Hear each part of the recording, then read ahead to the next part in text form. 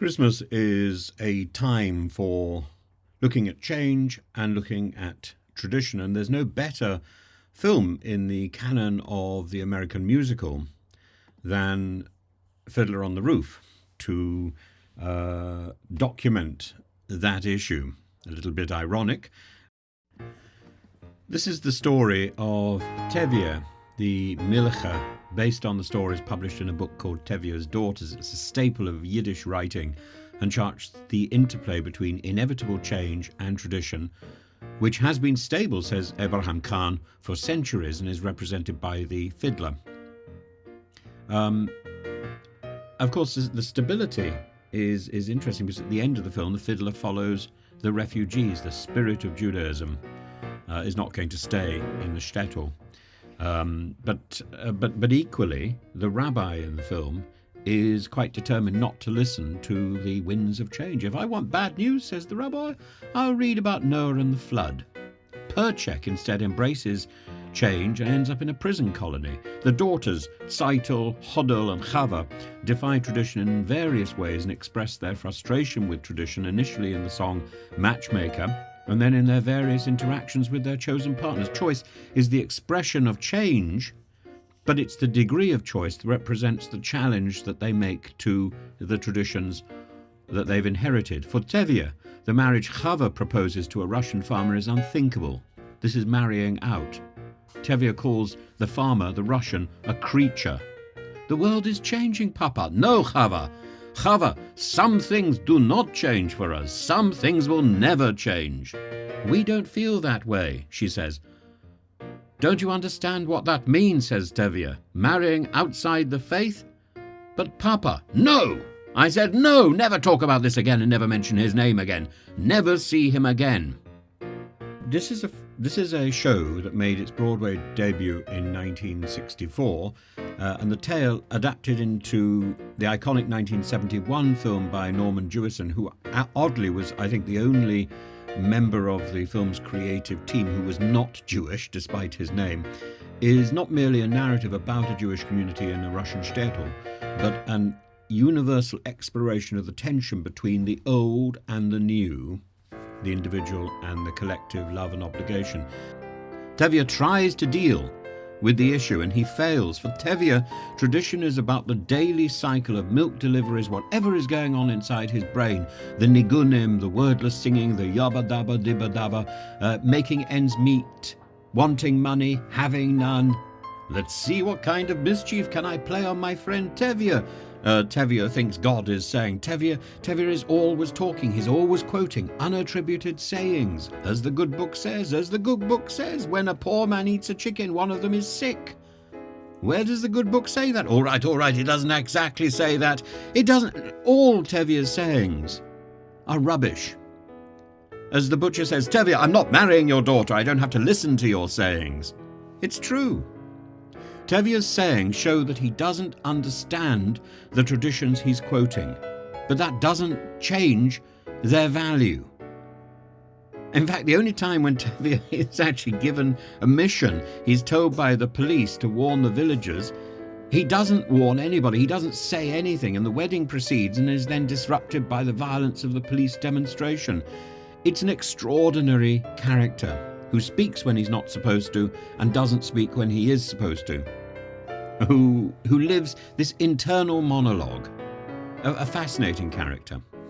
And the roots of Fiddler on the Roof lie in the stories of Sholem Aleichem, a celebrated Yiddish author who captured the complexities of Eastern European Jewish life during a period of immense upheaval, and his protagonist, Tevye, the dairyman, is a simple, devout man trying to reconcile his faith with the rapid changes of modernity and the pressures of anti-Semitism from Alexander the Third, I think, in Tsarist Russia, who was blaming the death of his predecessor on the Jews for no particular reason. There was no evidence.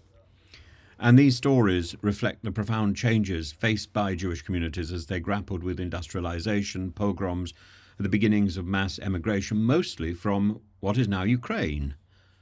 So one of the characters, the scholar fellow, goes to Kiev and is captured after trying to start a riot in a paper manufacturer's, and he's almost certainly at university in Kiev. Joseph Stein's adaptation of the tales into the Broadway musical retains their humour and humanity while emphasising the universal themes. The title, Fiddler on the Roof, draws inspiration from Marc Chagall's paintings of Eastern European shtetl life, where fiddlers are used to symbolise the precariousness of life, the balance without our traditions. Our lives would be as shaky as a fiddler on the roof. But Tevye is drawing on traditions and ideas that were already being discussed. The image of the fiddler is not peculiar to the Broadway musical. And the show is set in the fictional village of Anatevka, and the story revolves around Tevye's struggles to uphold his traditions in spite of the social, cultural and family pressures that are upon him. The song Tradition introduces the audience to the roles and the expectations that define the life in Anatevka. He says, because of our traditions, we've kept our balance for many, many years. Here in Anatevka, we have traditions for everything: how to eat, how to sleep, even how to wear our clothes, for instance. And the anthem underscores the central conflict of the story. While traditions provide identity and stability, they're not immune from the forces of change, and the characters of Tevye's family embody this change. Saitel's decision to marry Motul because she loves him instead of the wealthy butcher chosen for her introduces the idea that love might outweigh tradition. Hodel takes this further by marrying Perchik, or going off to a gulag to join him. He's a radical thinker advocating for social reform. He's a communist. And Chava's choice to marry Fietka, the non-Jew, represents the ultimate breach of tradition. If you bend so far, you'll break. And each decision tests Tevye's traditions, his faith, his flexibility, forcing him to decide how much he can bend without destroying his identity. While Fiddler on the Roof is deeply rooted in Jewish culture, its universal themes have resonated with audiences across the globe. And Barbara Eisenberg aptly notes in the LA Times, until Fiddler, musicals spoke only to the immediate generation. Fiddler showed how a musical could speak to all generations and all cultures.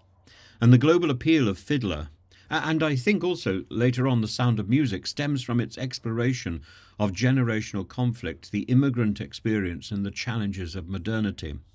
The musical's double coding, its ability to speak simultaneously to Jewish and non-Jewish audiences, has ensured its lasting success. For instance, in Japan, audiences have embraced the story for its themes of tradition and the changes in society, which resonate deeply with their own cultural experiences.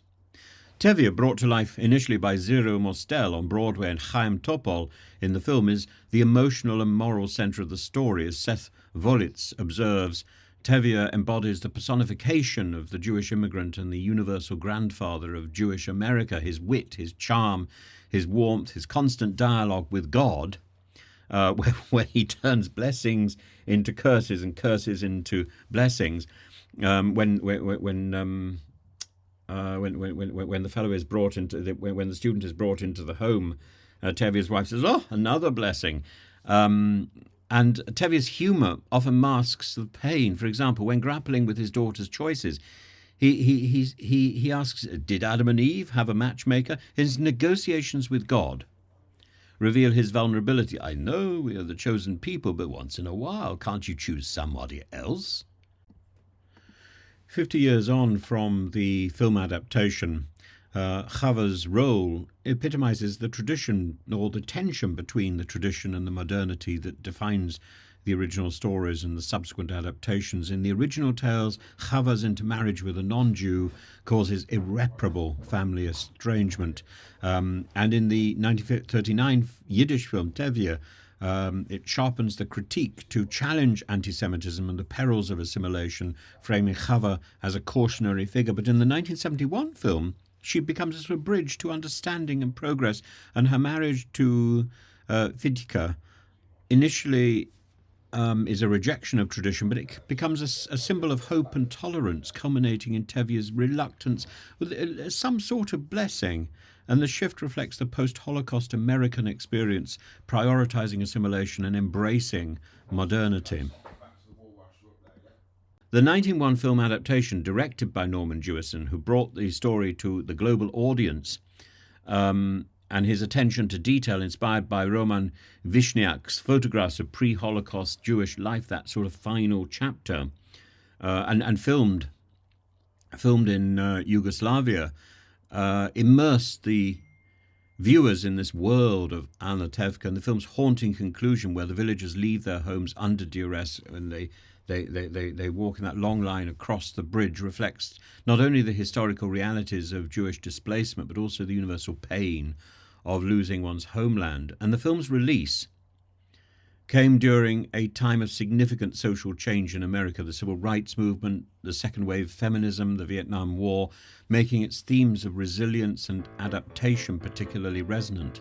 Songs like Matchmaker, Matchmaker and Far From the Home I Love captured the tension between individual desire and the expectations of the community, mirroring the broader shifts in society. In Sholem Aleichem's original stories, Tevye's fate is ambiguous, and his departure from Anna Tevka is a tragic commentary on Jewish persecution. However, in the musical and the film, Tevye and his family journey to America, and that offers this glimmer of hope. The image of the fiddler following them as they leave Anna Tevka symbolizes the enduring spirit, because the fiddler is the spirit of the Jewish people and the resilience of tradition even in exile. And Jewison says, at the moment of despair, the fiddler appears again, asking, "Are you going to leave your spirit behind?" At its core, Fiddler on the Roof is a story about change, terrible, inevitable, and yet survivable. And it asks profound questions. How much can tradition bend before it breaks? How do we adapt to tradition? How do we create new traditions? How do we balance love and duty, faith and progress? And perhaps most importantly, how do we carry our identity forward in a world that constantly demands that we adapt? How do we become who we are in a new setting? And these questions make Fiddler on the Roof more than just a tale about a Jewish shtetl. It's a testimony to the resilience of the human spirit and the enduring power of stories to connect us across time, space and culture. And I think it's I think the film musical particularly is a very important contribution to the history of the Broadway musical. And it's one of those few Broadway musicals which is more, this is why I mentioned it in connection to The Sound of Music. It's one of those few musicals where the film musical is perhaps more important than the stage show. But please contradict me and add your comments about that. I'd love to know what you think about Fiddler on the Roof and its